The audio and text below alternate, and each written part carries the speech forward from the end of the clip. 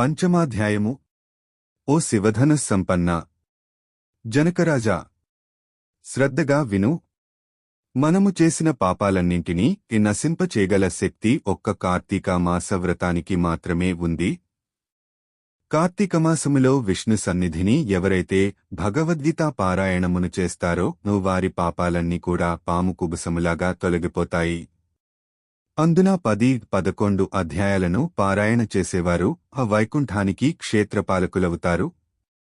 ఎవరైతే కార్తీకమాసంలో తులసి దళాలతో గాని తెలుపు లేదా నలుపు గన్నేరు పూలతో గాని విష్ణు పూజను చేస్తారో వాళ్లు వైకుంఠానికి చేరి విష్ణు సమభోగాలననుభవిస్తారు.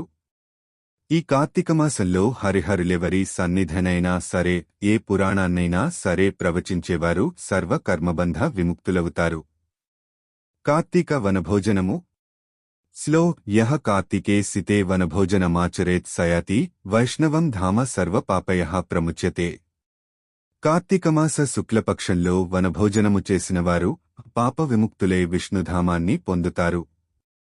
జప, హోమ, పూజ, భోజన, తర్పణ ఫలాలతో పాపీ క్షుద్ర ఛండాలాది అశౌచవంతుల యొక్క సంభాషణలను వినిన పాపం తుడిచిపెట్టుకుపోతుంది.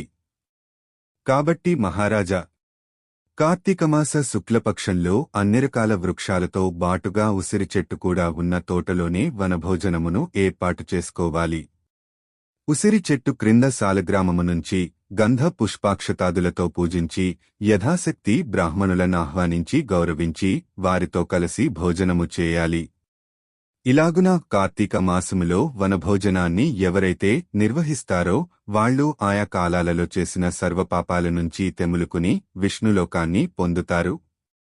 జనక జనపతి, ఈ కార్తీక మహాత్మ్యాన్ని భక్తిశ్రద్ధలతో విన్న బ్రహ్మణుడుకడు దుర్యోని సంకటము నుంచి రక్షింపబడ్డాడు. కథ చెబుతాను విను. దేవదత్తోపాఖ్యానము. పూర్వం కావేరీ తీరములో దేవశర్మ అనే సద్బ్రాహ్మణుడుండేవాడు. అతనికొక పరమ దుర్మార్గుడైన కుమారుడు కలిగాడు. అతని పేరు దేవదత్తుడు. అతగాడి దుష్ట ప్రవర్తనలను గుర్తించిన తండ్రి అతగాడిని పాపవిముక్తుని చేయాలని సంకల్పించి, నాయనా, రోజూ కార్తీక ప్రాతఃస్నానాన్ని ఆచరించు. సాయంకాలమున హరి సన్నిధిలో దీపారాధనమును చేస్తూ ఉండు. ఈ విధంగా కార్తీక వ్రతాన్ని ఆచరించి ధన్యుడివికా అని చెప్పాడు. కాని దుర్వర్తనుడైన ఆ బ్రాహ్మణ పుత్రుడు తానటువంటి కట్టుకథలను నమ్మనని, కార్తీక వ్రతాన్ని ఆచరించనని తండ్రికి ఎదురుతిరిగాడు. అందుకు కినిసిన దేవశర్మ తన కుమారుడిని అడవిలోని చెట్టు తొర్రలో ఎలుకవై పడి ఉండు అని శపించాడు. శాపానికి భయపడిన ఆ విప్రకుమారుడు తండ్రి పాదాలబడి తనకు తరణోపాయం చెప్పమని కోరగా, ఆ తండ్రి, నాయనా, నీవెప్పుడైతే కార్తీక మహాత్మ్యాన్ని సంపూర్ణముగా వింటావో అప్పుడే నీ ఎలుక రూపము పోతుందని శాప విముక్తి అనుగ్రహించాడు. దేవదత్తునికి శాప విముక్తి.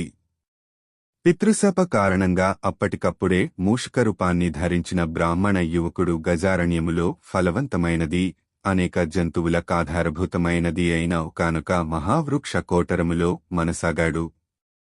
ఇలా కొంతకాలము గడిచాక ఒకానొకప్పుడు మహర్షి అయిన విశ్వామిత్రుడు శిష్య సమేతంగా కార్తీక స్నానమాచరించి వచ్చి ఆ ఎలుక ఉన్న చెట్టు మొదలునందు దువిష్ణుడే తన పరివారానికి పరమపావనమైన కార్తీక మహాత్మ్యాన్ని వినిపించసాగాడు. ఆ సమయంలో దయాహీనుడు, పాపాల పుట్ట, అడవి జీవాలను హింసించి పొట్టపోసుకునేవాడు అయిన ఒక కిరాతకుడా ప్రాంతాలకు వచ్చాడు. పుణ్యపురుషుల దర్శనము వల్ల అపకారమేగాని అపకారము ఏనాడూ జరగదు. అదేవిధముగా విశ్వామిత్రాది తపోబృంద దర్శనమాత్రం చేత రవంత పశ్చాత్తప్తుడు జ్ఞాని అయిన ఆ కిరాతకుడు వారిని సమీపించి, అయ్యా, మీరు చెప్పుకుంటున్న కథలేమిటి అని వింటుంటే నాకీ కిరాతక జీవితం పట్ల చిరాకు పుడుతోంది. దయచేసి ఈ రహస్యమేమిటో చెప్పండి అనగానే అతనిలో వివేకం విచ్చుకుంటున్న వైనమును గమనించిన విశ్వమిత్రుడు, నాయనా, మేము కార్తీక వ్రతాన్ని ఆచరిస్తున్నాము.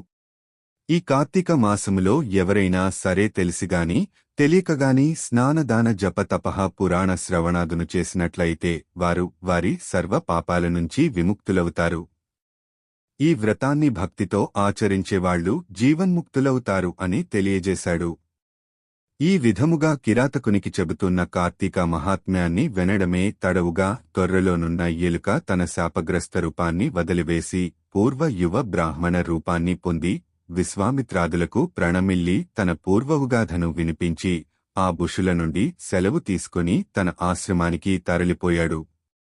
అనంతరము ఆ కిరాతకుడు కూడా విశ్వామిత్రాదుల వలన కార్తీక మహాత్మ్యాన్ని కడకంటా తెలుసుకోవడం వలన ఆ జన్మకి కిరాతకుడై కూడా ఆ దేహంతరాన ఉత్తమగతులను పొందాడు. కాబట్టి ఓ జనకరాజా, ఉత్తమగతులను కోరేవారు ప్రయత్నపూర్వకముగా నైనా సరే కార్తీక వ్రతమాచరించాలి. లేదా కనీసము కార్తీక మహాత్మ్యాన్నైనా భక్తి శ్రద్ధలతో వినాలి. పంచమోధ్యాయ సమాప్త.